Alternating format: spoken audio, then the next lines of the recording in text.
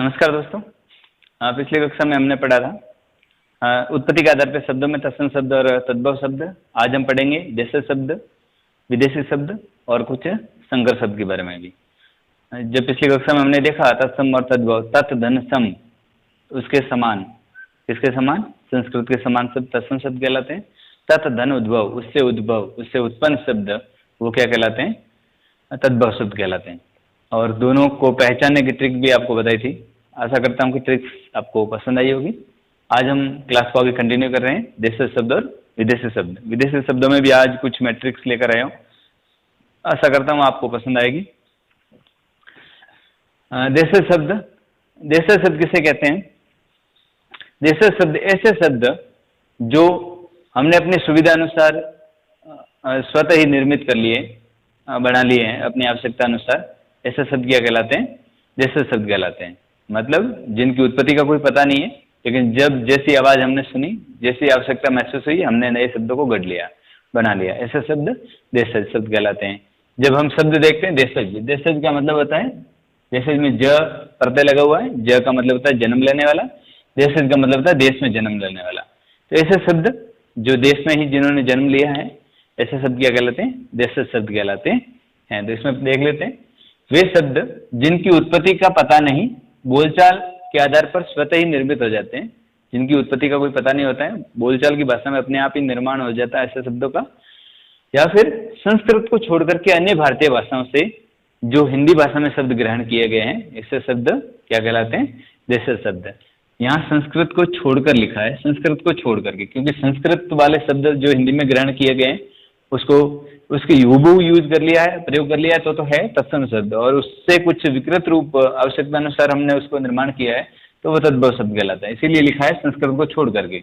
अन्य सभी भारतीय भाषाओं के शब्द, जो भारतीय भाषाएं हैं, उन भाषाओं के शब्द जो हिंदी ने ग्रहण कर लिए वो क्या कहलाते हैं? देशी शब्द कहलाते हैं। क्योंकि बाकी जो उर्दू, अरबी, फारसी या पुर्तगाली या चीनी, रशियन, बाकी जो कोई भी भाषा है, जो बाहर की भाषा है, उससे जो शब्द ग्रहण किए गए भारतीय भाषा में, वो विदेशी शब्द में आएंगे। उनको हम नेक्स्ट में पढ़ेंगे। तो ये शब्द, देशी शब्द कैसे शब्द होते हैं, किस प्रकार के शब्द होते हैं, तो वो हम देखते हैं। तो पहला एक अनुकरणात्मक शब्द। अनुकरणात्मक का मतलब होता है कि किसी का अनुकरण करना, किसी का अनुकरण करना। अनुकरण अपन देखते हैं कि बैठे हैं, कोई आवाज़ सुनी हमने, ध्वनि सुनी, और उसके अकॉर्डिंग उसका नाम कर दिया। जैसे नदी बह रही है, आवाज़ सुनाई दी, कल कल कल कल की आवाज़, तो आवाज़ का नाम दे दिया कल कल। कल कल का मतलब जो पानी बहता है, तो उसी प्रकार से। या चिड़ियाएँ ची ची करती हैं, पक्षी जो भी करते हैं, तो चहकना नाम दे दिया, ची ची करना। या फिर अब कोई भी कहते हैं आवाज़ ज़्यादा निकलती रहती है मुंह से, कुछ भी तो बकबक करता रहता है, तो बस अपने हिसाब से नामकरण कर दिया उसका बकबक। तो इस प्रकार की ध्वनि, जिसमें एक प्रकार की गूंज वापस सुनाई देती है, शब्द वापस एक दूसरे का, अक्सर एक दूसरे का अनुकरण करते हैं, वापस रिपीट होते हैं, वही शब्द क्या कहलाते हैं? अनुकरणात्मक। जैसे ठक ठक, बक बक, वापस वही शब्द वापस दोहराए जा रहे हैं, या तो पूरे शब्द ही दोहराए जा रहे हैं, या फिर कुछ अक्सर वापस रिपीट हो रहे हैं। ठन ठन, टनाटन, चकाचक, फटाफट, पौ पौ, काए काए, खुसर फुसर, या फिर सर सर, दनादन, फड़फड़ाना, कंपकंपाना, तिलमिलाना, छटपटाना आदि ऐसे शब्द जो अनुकरणात्मक शब्द है, वो देशी शब्द में आते हैं। इसके अलावा किसी पशु पक्षियों की आवाज़ें जो आपने सुनी और उसके अकॉर्डिंग, उसके अनुसार आपने नाम दे दिया, नामकरण कर दिया, वो भी देशी शब्द में आता है। जैसे पशु पक्षियों की आवाज़ों में घोड़ा हिन हिनाता है, जैसे घोड़ा ही करता है ना, उसी प्रकार की आवाज़ सुनी, आपने नाम दे दिया हिन हिनाना। शेर दहाड़ता है, जोर से उसमें गूंज होती है, दहाड़ में दहाड़ता है। गाय है वो रंभाती है। गधा रेंकता है, आपने नाम गधे की आवाज़ सुनी होगी, तो वो रैंक रैंक रैंक टाइप की आवाज़ आती है, तो उनका नाम रैंकना दे दिया। कुत्ता भौंकता है, चिड़ियाएँ वगैरह चहकती है। तो इस प्रकार के शब्द भी देशी शब्दों में आते हैं। और इसके अलावा महिलाओं के आभूषणों के नाम, वो भी देशी शब्दों में आते हैं। कोई भी, चाहे टीका, बोर, नथ जो नाक में पहनी जाती है, बोर माथे में जो लगाया जाता है, टीका, सिमणिया आदि ये शब्द महिलाओं के आभूषणों के नाम भी सामान्यतः जैसे शब्दों में ही आते हैं। इसके अलावा अन्य शब्द जो हम करते हैं, प्रयोग करते हैं अपनी भाषाओं के अंदर, बोलचाल की भाषा में प्रयोग करते हैं, जैसे काका, बाबा, लाला, या फिर लोटा, घोटाला, झुग्गी आदि शब्द भी देशज शब्दों में आते हैं। ये उतार लीजिएगा एक बार, फिर क्लास आगे कंटिन्यू करते हैं। विदेशी शब्द,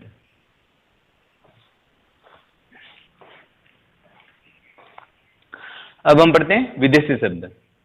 विदेशी शब्द मतलब विदेशी भाषाओं से जो हिंदी भाषा में शब्द ग्रहण किए गए हैं वो शब्द क्या कहलाते हैं?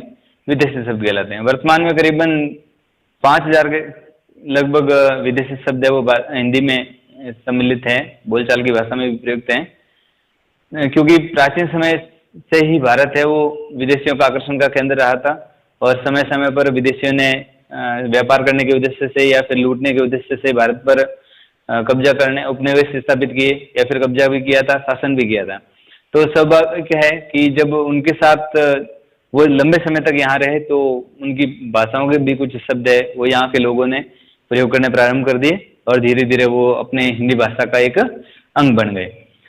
तो शब्द भंडार बहुत अधिक है, संपूर्ण पूरे शब्द तो हम नहीं लिख पाएंगे, लेकिन कुछ शब्द इंपॉर्टेंट शब्द है जो परीक्षा में आते हैं, पूछे जाते हैं, उनको कुछ ट्रिक्स के माध्यम से हम समझेंगे और कोशिश करेंगे ऐसे शब्दों की पहचान कैसे की जाए कि ये विदेशी भाषा में कौन सी भाषा के शब्द है, क्योंकि विदेशी शब्दों में पुर्तगाली है, तुर्की है, अरबी है, फारसी है और अंग्रेजी है। इन भाषाओं के अधिकांश शब्द इन भाषाओं के हैं। इसके अलावा भी चीनी भाषा के शब्द, जापानी भाषा के या फिर रूसी भाषा के भी कुछ शब्द हैं जो भारतीय भाषा में प्रचलित हैं, लेकिन मुख्यतः सबसे पहले पुर्तगाली को देखते हैं।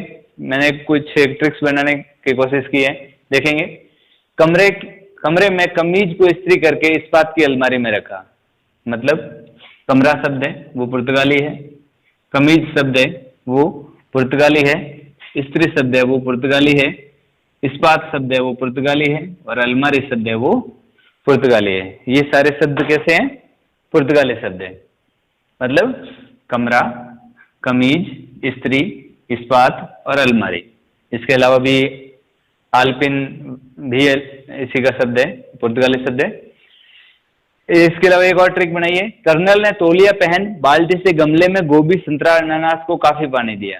कर्नल ने तौलिया पहन बाल्टी से गमले में कुछ फल फूल जैसे अनानास, संतरा, इनमें गोभी, इनमें काफी पानी दिया। तो ये सारे शब्द भी जैसे कर्नल, तौलिया, बाल्टी, गमला, गोभी, संतरा, अनानास, काफी और पानी, ये शब्द सारे काफी तक ये भी क्या है?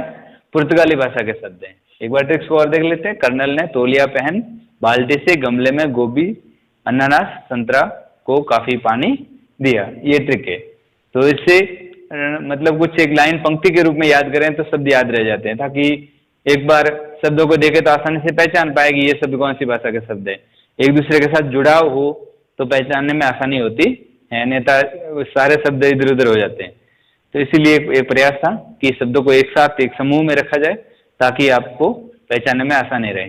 तो ये था, कर्नल ने तौलिया पहन बाल्टी से गमले में गोभी, संतरा, अनानास को काफी पानी दिया। इसके अलावा एक और चाबी नहीं मिली तो मिस्त्री ने बोतल नीलाम कर दी। चाबी नहीं मिली तो मिस्त्री ने बोतल नीलाम कर दी। तो ये शब्द भी पुर्तगाली भाषा के शब्द हैं। चाबी नहीं मिली तो मिस्त्री ने बोतल नीलाम कर दी। तो मैंने एक दो ट्रिक के माध्यम से इन शब्दों को कुछ समझाने का प्रयास किया है, एक साथ में बांधने का प्रयास किया है ताकि पहचानने में आसानी रहे। इसके अलावा भी कुछ शब्द, क्योंकि सबसे पहले पुर्तगाली आए थे विदेशियों में जिन्होंने उपनिवेश स्थापित किया था, और इससे पहले जो विदेशी आक्रमणकारी आए और बाद में उन्होंने यहाँ शासन सत्ता स्थापित की थी, उनमें तुर्किस्तान से तुर्क आए थे। उसमें आपने नाम सुना होगा मुख्य बाबर का। खानवा के युद्ध में 1527 में बाबर ने पहली बार बारूद का प्रयोग किया था, ऐसा हम पढ़ते हैं साहित्य में। तो बाबर था, वो कौन था? मुगल था जिसने बारूद का प्रयोग किया। बारूद का प्रयोग किया तो किसने किया होगा? तोप में किया होगा, और तोप थी तो तोप को चलाने वाला कौन होगा? तोपची होगा। तो ये शब्द अपन पहचान सकते हैं कि बारूद का प्रयोग बाबर ने किया था, बाबर एक मुगल था, तो बारूद का प्रयोग तोप के द्वारा किया तोपची ने, और उसी बारूद की वजह से ही राणा सांगा को हार का सामना करना पड़ा था, क्योंकि जो जिस प्रकार की रणनीति बनाई गई थी, तो भारतीय जो शासक थे वो पहले बारूद से अनजान थे, इसलिए अचानक जो गोला बारूद की बारिश होने लगी तो सारी सेनाएं तितर बितर हो गई, घबरा गई।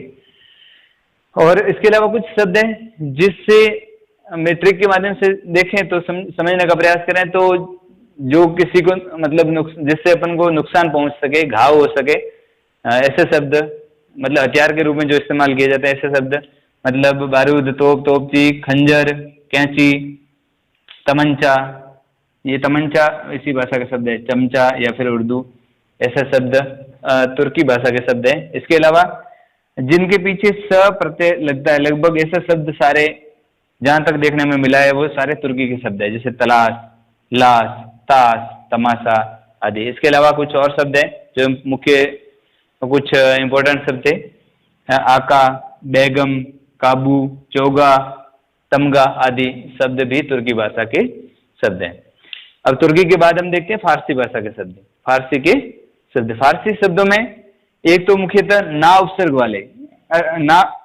वाले जितने भी शब्द हैं वो फारसी भाषा के शब्द हैं, जैसे नापाक, नापसंद, नाजायज, नामर्द, नालायक, नालायक, ठीक है ना। तो ये सारे जो ना उपसर्ग वाले हैं वो सारे फारसी भाषा के शब्द हैं। कौन सी भाषा के?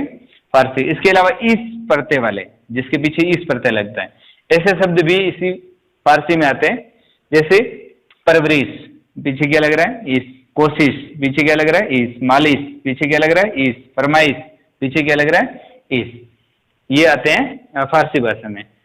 अब आपने देखा कि स इसके अंत में भी आ रहा था, लेकिन इसमें ईस नहीं आ रहा था, इसमें पूरा ईस प्रत्यय आ रहा है, इसमें सिर्फ स ही दिख रहा था, इसमें सब में ईस लग रहा है। ईस वाले इसमें आ रहे हैं फारसी में, और बाकी सामान्य स वाले आ रहे हैं वो आ रहे हैं तुर्की भाषा में आ रहे हैं।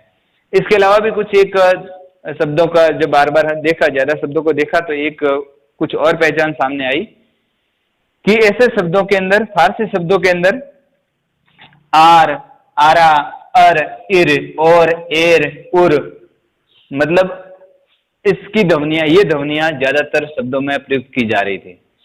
कौन कौन सी? आर है, अर है, इर है, एर है, और है, उर है, ऐसी ध्वनियां शब्दों में, ज्यादातर शब्दों में इनका प्रयोग किया गया था। कौन कौन सी ध्वनियां एक बार हम देख लेते हैं। सरकार, पीछे क्या आ रहा है? आर, सरकार। सरदार, पीछे क्या आ रहा है? आर। गिरफ्तार, पीछे क्या आ रहा है? आर। सितार, पीछे क्या आ रहा है? आर। हजार, पीछे क्या आ रहा है? आर। बुखार, बुखार में भी आर।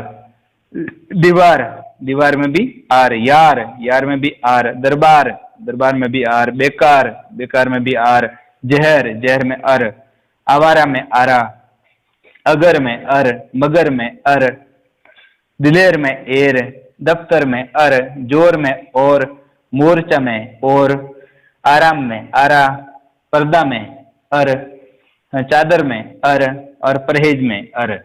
तो ये शब्द हमने देखा फारसी भाषा के शब्द, जिसमें ज्यादातर शब्दों में देखने को मिला आर, आरा, अर, इर, और उर, ऐसे शब्द, ऐसी ध्वनियां सभी शब्दों में मिलती हैं। तो जब पहचान, सारे शब्द साथ में आए तो उसको आसानी से पहचान पाए ये कौन सी भाषा का शब्द है। तो इसमें ट्रिक्स आपको कि एक तो इन शब्दों का ध्यान रखें, फारसी वालों का ना उपसर्ग लगता है, इस प्रत्यय लगता है, और आर, आरा, अर, इर, उर, और ऐसे शब्द शब्दांश है वो शब्दों के अंदर प्रयुक्त किए जाते हैं, ऐसी ध्वनियां उसमें प्रयुक्त की जाती हैं।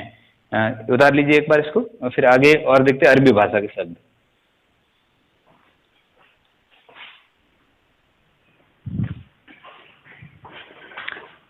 हाँ, तो अब आगे देख लेते हैं अरबी शब्द।